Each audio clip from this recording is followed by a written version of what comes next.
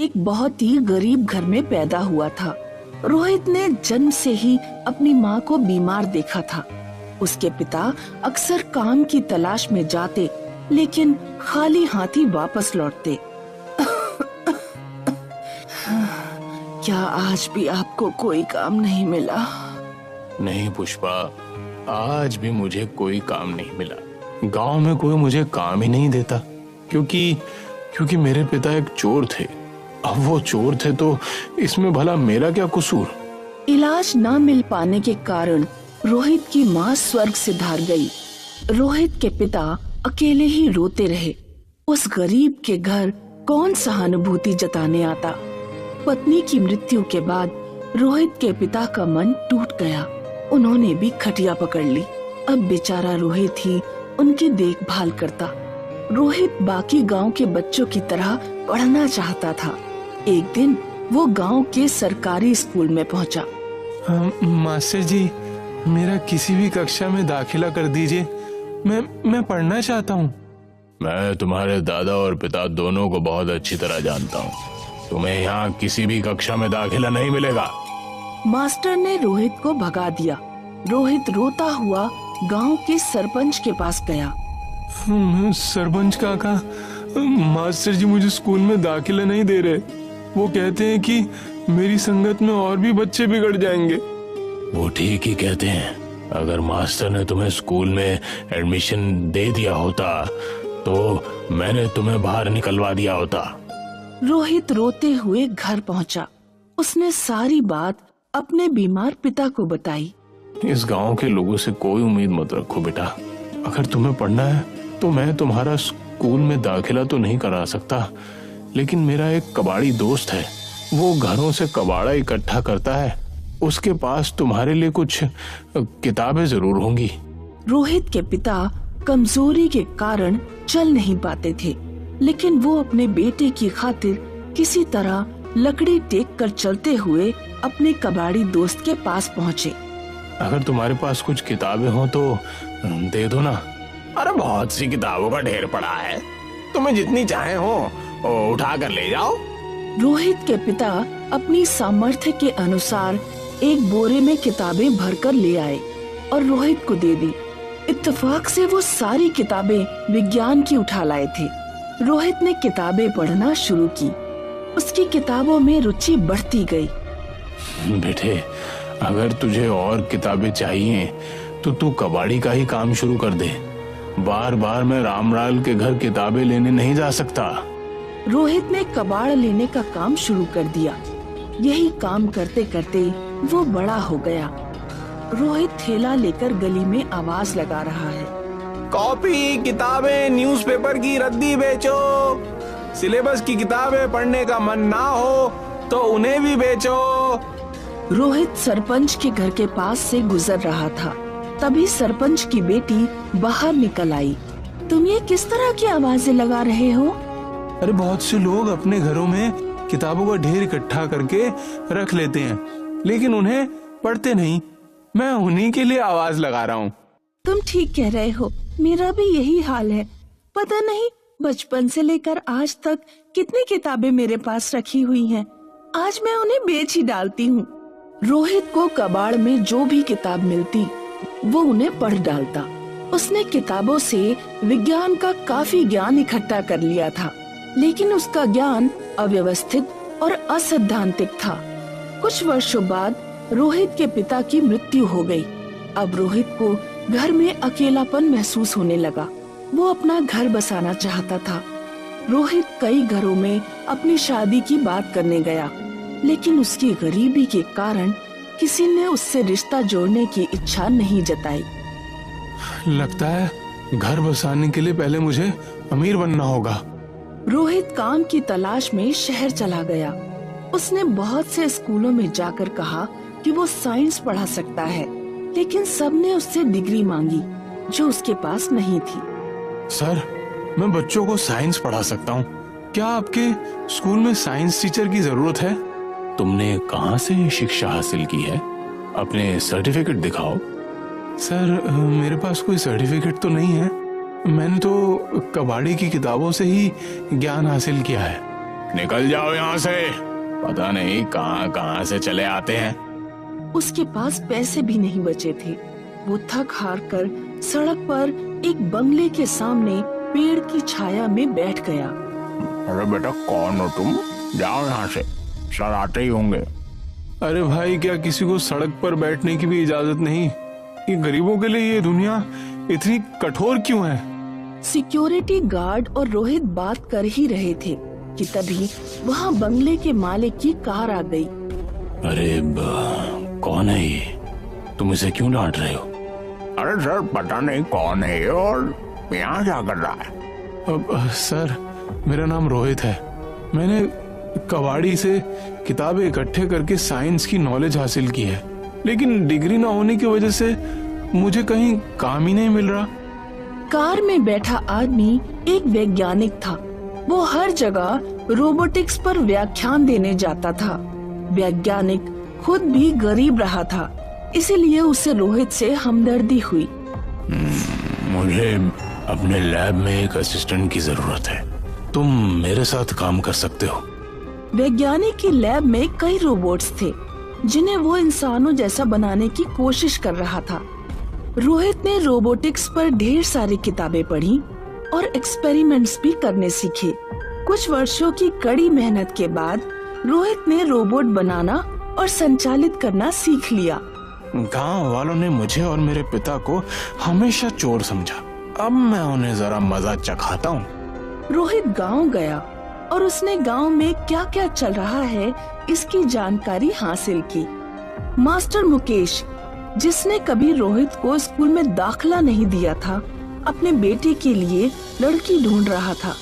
एक दिन गांव में एक बहुत ही सुंदर और फैशनेबल लड़की आई। जब वो गांव से गुजर रही थी तो पूरे गांव ने उसे देखा, लेकिन कोई भी उससे बात करने की हिम्मत नहीं जुटा पा रहा था। लड़की नदी किनारे जाकर बैठ गई। मास्टर का बेटा अरविंद पढ़ा लिखा था। वो नदी किनारे गया और उसने लड़की से बात करने की हिम्मत की। अब क्या आप गांव में किसी के घर में रिश्तेदार हैं? नहीं, मैं ये गांव घूमने आई हूँ, लेकिन यहाँ कोई होटल नहीं है जहाँ मैं ठहर सकूं। अगर आपको कोई परेशानी ना हो तो आप मेरे घर रुक सकती हैं। पहले मुझे देखना पड़ेगा कि तुम्हारे घर प्राइवेसी है या नहीं।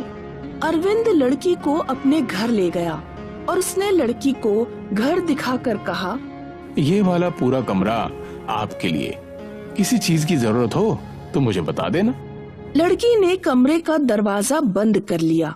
वो लड़की अंदर से एक रोबोट थी। उसने सॉकेट में चार्जर लगाकर खुद को चार्ज किया। रोहित लैब में बैठा रोबोट के माध्यम से सब कुछ देख रहा था।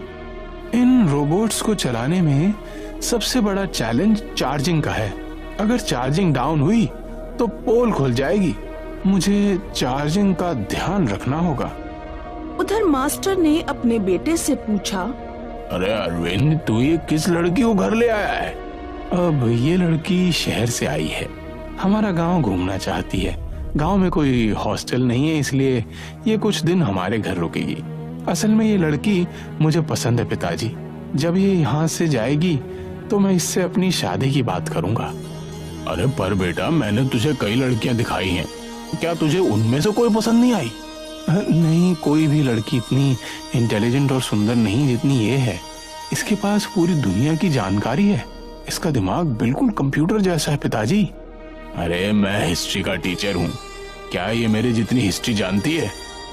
अभी शायद वो सो रही है, कल आप उससे खुद ही पूछ लेना। अगले दिन अरविंद ने लड़की को अपने पिताजी से मिलवाया। तुम्हारा नाम क्या है बेटी? मेरा नाम सरस्वती है। नूरजहां कौन थी? नूरजहां का वास्तविक नाम मेहरुन्निसा था। वो ईरान के निवासी मिर्जा गयास की बेटी थी। मेहरुन्निसा के पति की मौत के बाद जहांगीर ने उससे विवाह किया था और उसे नूरजहां की उपाधि दी थी। चंद्रयान 3 को कहाँ पर लैंड कराया गया है? चंद्रमा के दक्षिणी ध्रुव पर। बहुत खूब बेटी, बहुत खूब। तुम तो साक्षात सरस्वती ही हो। उस दिन घूमने फिरने के बाद सरस्वती शाम को घर लौटी और उसने कमरा बंद कर लिया। अरविंद ने खाना खाने के बाद अपने पिता से कहा, पिताजी, सरस्वती अपने घर जाए इससे पहले ही मैं उससे शादी कर लेना चाहता हूँ। अरे लेकिन बेटा, उसके घर वालों से तो मिल लेते। वो सब बाद में हो जाएगा पिताजी। अगर सरस्वती जैसी लड़की हाथ से निकल गई तो मुझे बहुत पछतावा होगा। सरस्वती को देखकर ही पता लगता है कि उसका परिवार शिक्षित और अमीर होगा। अरे लेकिन शादी से पहले तू उससे एक बात जरूर पूछ लेना कि वो कमरा बंद करके इतने अकेले में क्यों रहती है। अगले दिन जब सरस्वती बाहर आई तो अरविंद ने उससे पूछा, तुम कमरा बंद करके अंदर क्या करती हो? वो मैं मेडिटेशन करती हूँ। मेडिटेशन यानी ध्यान? तभी मैं कहूँ तुम्हारा दिमाग इतना शांत और फुर्तीला कैसे है। दरअसल बात यह है सरस्वती, मैं तुमसे शादी करना चाहता हूँ। क्या तुम मुझे इस लायक समझती हो? तुम्हारी और मेरी कोई तुलना तो नहीं की जा सकती, लेकिन मुझे ये गांव पसंद है, इसलिए मैं शादी करने के लिए तैयार हूँ। अरविंद और सरस्वती की शादी हो गई। सुहागरात को सरस्वती दरवाजा बंद करके खुद को चार्जिंग पर लगाकर बैठ गई। अब सरस्वती दरवाजा खोलो, पूरी रात मेडिटेशन करोगी? सरस्वती ने दरवाजा खोलकर कहा, मुझे खुजली हो गई है, तुम कुछ दिन मुझसे दूर ही रहो वरना तुम्हें भी हो जाएगी। अरे ये अरविंद तो सरस्वती के पीछे ही पड़ गया है। अब जल्दी से टारगेट फिनिश करना होगा।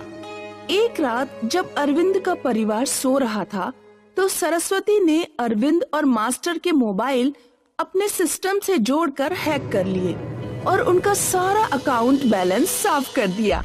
उसने घर में रखे माल जेवर की भी चोरी कर ली और घर से निकल गई। अगले दिन जब अरविंद और मास्टर उठे तो उन्होंने देखा सरस्वती का कमरा खुला पड़ा है और सरस्वती गायब है। पापा, सरस्वती कहाँ गायब हो गई? अरे कहीं किसी ने उसे किडनैप ना कर लिया हो। तुम पुलिस को फोन करो, मैं गांव में ढूंढता हूँ। अरविंद ने पुलिस से बात करने के बाद अपने फोन का रिचार्ज कराया, लेकिन उसके अकाउंट में बैलेंस ही नहीं था। अरविंद दौड़कर मास्टर के पास पहुंचा। पिताजी, मेरा पूरा अकाउंट बैलेंस गायब है। मास्टर ने अपना अकाउंट बैलेंस चेक किया, फिर उन लोगों ने घर पहुंचकर तिजोरी चेक की। अरे हम लुट गए बेटा, वो लड़की तो ठगिनी थी। रोबोट अरविंद के घर हिडन कैमरे लगाकर गया था। रोहित सब कुछ लाइव देख रहा था। बहुत खूब सरस्वती, अब सरपंच की बारी। उसका मन भी अपने बेटे की शादी के लिए बहुत व्याकुल है। रोहित ने रोबोट का चेहरा बदल दिया। उसने रोबोट की ड्रेस और बिहेवियर में भी कुछ चेंज किया। अब तुम्हारा नाम होगा वैशाली। तुम सरपंच के बेटे मनोज के पास जाने के लिए तैयार हो? सरपंच का बेटा मनोज एक सॉफ्टवेयर इंजीनियर था। वो शहर में एक सॉफ्टवेयर कंपनी में काम करता था। रोबोट वैशाली उस कंपनी में काम करने पहुंची। कंपनी के बाकी वर्कर्स तो काम करते हुए, लेकिन वैशाली बिना थके, बिना लंच किए सुबह से शाम तक लगातार काम करती। अगर बॉस उसे कोई एक्स्ट्रा काम देते तो वो उसे भी निपटा देती। जल्द ही वैशाली कंपनी की सीईओ बन गई। उसने मनोज से दोस्ती बढ़ाना शुरू की। हाय मनोज। Hi ma'am. तुम मुझे मेरे नाम से बुला सकते हो। क्या तुम अपने गांव जा रहे हो? हाँ, मैं 1 साल से अपने गांव नहीं गया, इसलिए मैंने पूरे 1 महीने की छुट्टी ली है। क्या मैं भी तुम्हारे साथ चलूं? मुझे गांव का धूल मिट्टी वाला हरा भरा माहौल बहुत पसंद है। वैशाली मनोज के साथ उसके घर पहुंची। क्या मुझे एक अलग रूम मिल पाएगा?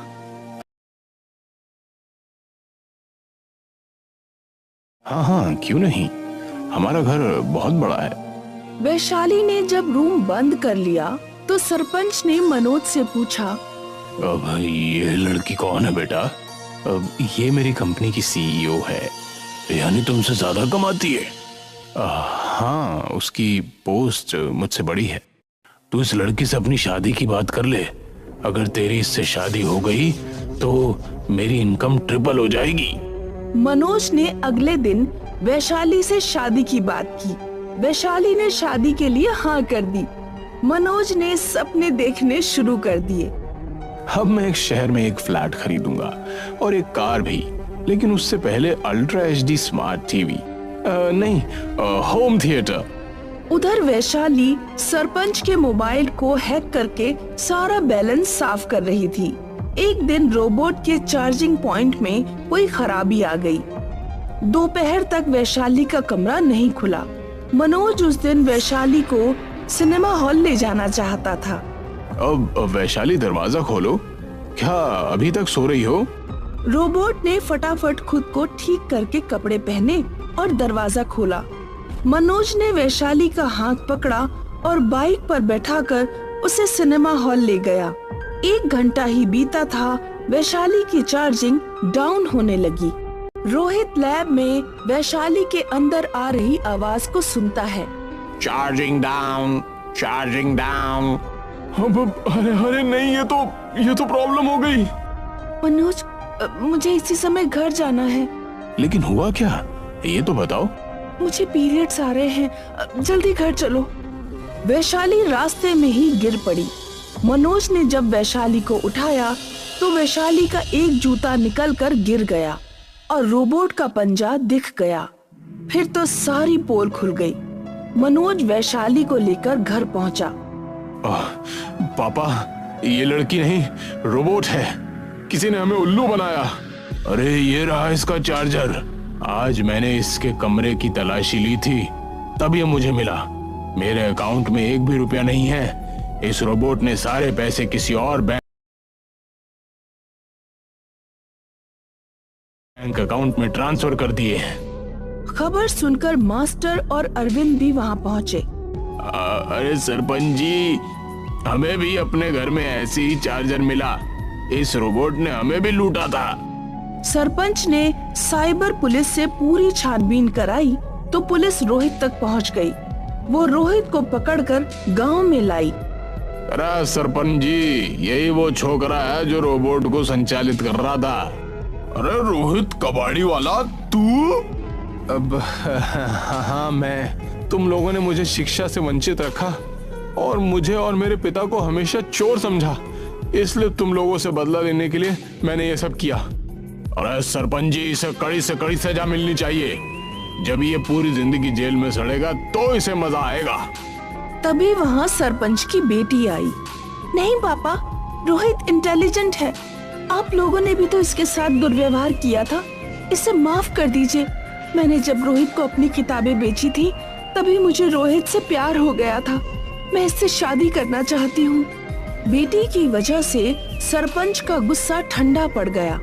ठीक है, मैं इसे माफ करता हूँ, लेकिन ऐसी हरकत दोबारा मत करना। अरे लेकिन हमारे पैसों का क्या? अरे आप सबके पैसे सुरक्षित हैं। वो तो बस मैं आप लोगों को सबक सिखाना चाहता था। रोहित ने मास्टर और सरपंच के पैसे वापस कर दिए और सरपंच की बेटी से शादी करके एक खुशहाल जीवन बिताने लगे।